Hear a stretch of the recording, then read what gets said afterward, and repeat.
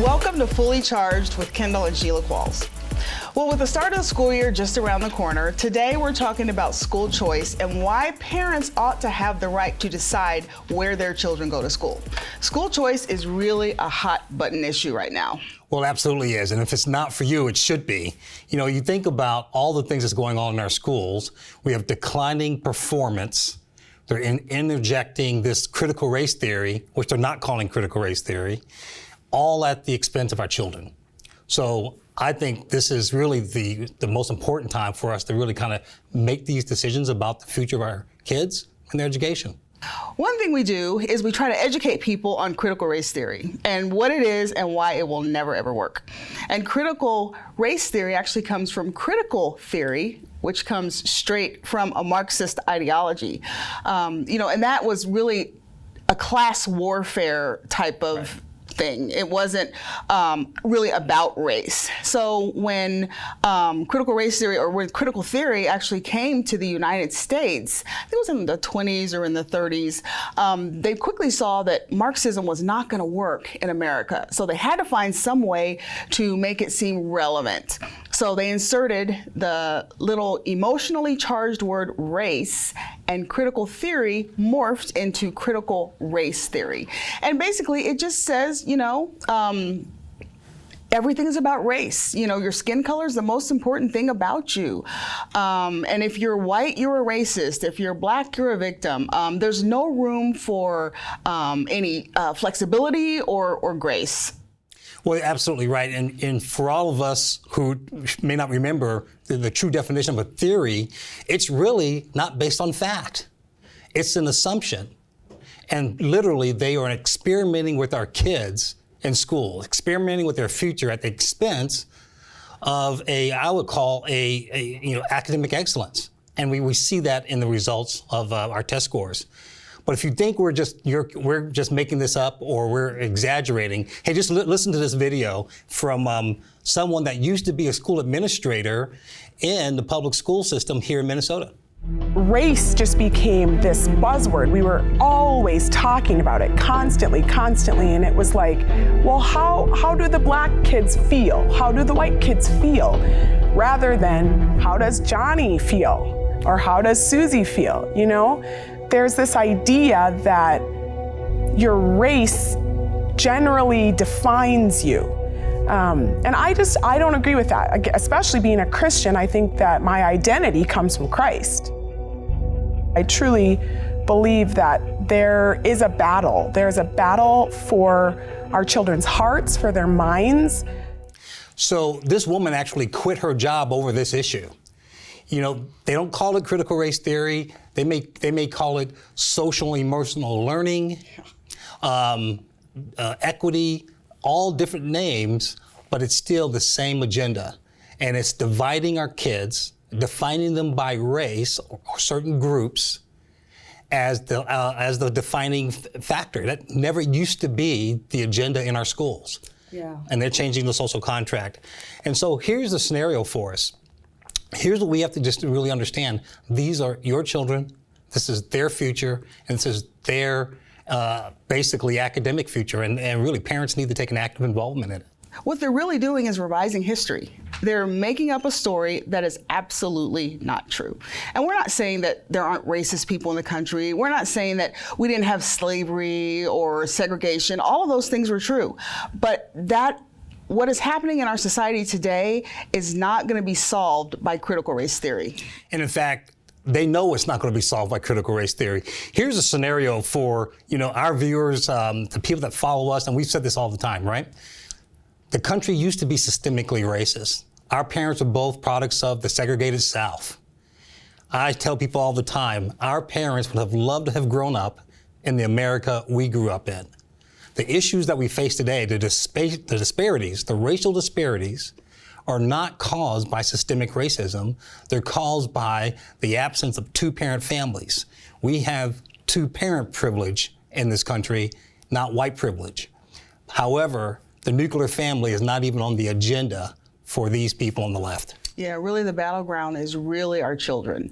And they have a captive audience. Children go to school for 6 hours a day, and then they come home and they, do their homework and go to sports and have all these other types of activities. And so the time that we're really spending with them, and it's not necessarily by design or by choice, it's actually very little time.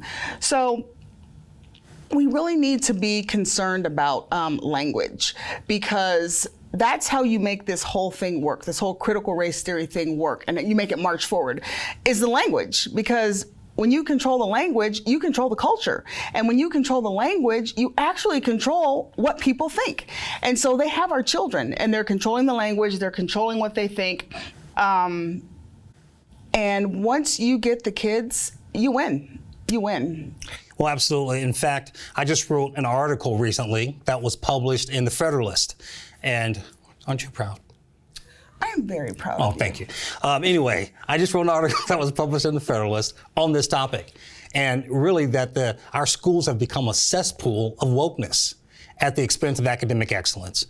And I don't know if they can be turned around, but what it will require is for parents to be involved, either run for school board, help someone run for school board, be at these meetings. We need active involvement for the future of the kids and the future of our country. Yeah, they're training our kids to only see race, and to see that first and to see nothing else. This next clip that we're going to share is actually on our website. The video's up on our website, and this will really give our viewers a summary of what's going on. Exactly. Had a parent call saying that her child was pointing out people in the grocery store by the color of their skin. And she said to her mom, well, it's okay, Mrs. Tafuto does it. And to that I laughed, because at the time I did, right? Like, I was following what I was supposed to be doing. I was still trying to keep it light, but we were reading books and we were instructed to point out the characters by the color of their skin and ask these scripted questions that were really focused on race. Well, that video that you just watched is Jennifer, and you can see that complete video actually on our website at takechargemn.com. She quit her job, just like the previous video, the woman in the previous video. We're seeing this across the country, even in our state here in Minnesota. Our kids are in schools for 6 hours under these kind of conditions, and basically what they've become is indoctrination centers for the teachers union. Yeah, they keep saying, we're not teaching critical race theory, we're not teaching critical race theory. And the reason they say that is because they're always morphing it. They're not teaching critical race theory, they're teaching social emotional learning or culturally responsive teaching. They're constantly changing the name of it. And, so when they say, we're not teaching critical race theory, I guess it's kind of true. But what it is it's sort of interwoven within the curriculum. There's no textbook called critical race theory. You're never going to find it, in any lesson plan. It's just, like I said, it's woven throughout the curriculum and throughout the lesson plans.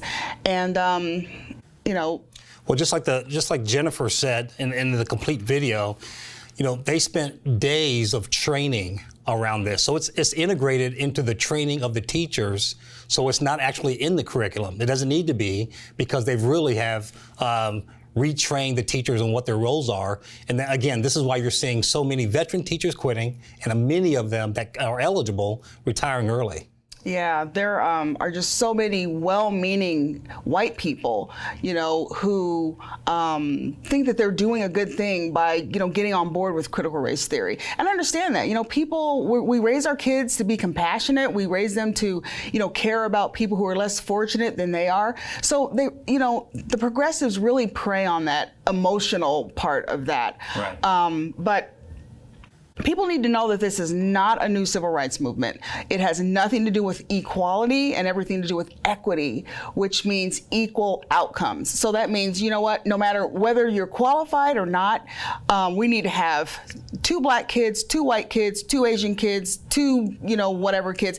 Everything has to be equal. And the world just doesn't work that way. Well, equal outcomes, regardless of effort or merit. Now, we all have our gifts, we all have our strengths, and we also believe in rewarding those people for their work that they put in, what they have achieved. And it's not like kids in the black community can't achieve. They can. In fact, when they get opportunities for private schools, They do very well at Crystal Ray. They do very well at Hope Academy and Ascension and some of these other private schools. The difference is that we want it on merit. Outcomes is a political agenda that has nothing to do with the root and culture of the American system and who we are as Americans. Yeah, I think people really, honestly need to be brave. And I know that's easy to say, be brave, that's easy to say, but that's really what it's going to take. It's going to take people standing up and speaking out and saying, you know what, I don't agree with this. This is not the way I think. Because, people are thinking, well, everybody else is feeling the same way and they're thinking the same way as what's being said to us. So they're really afraid to speak out, so they don't say anything. Agreed.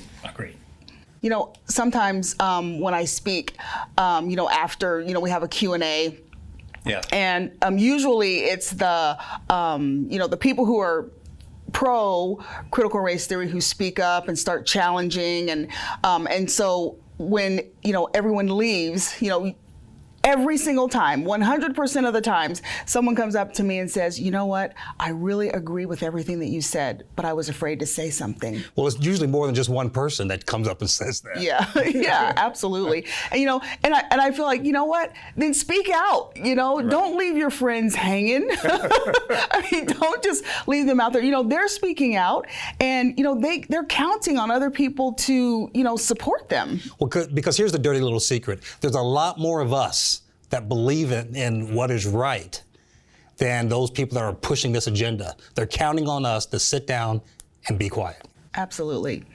Well, you know what? I think that does it for this episode. Already? Well, I know.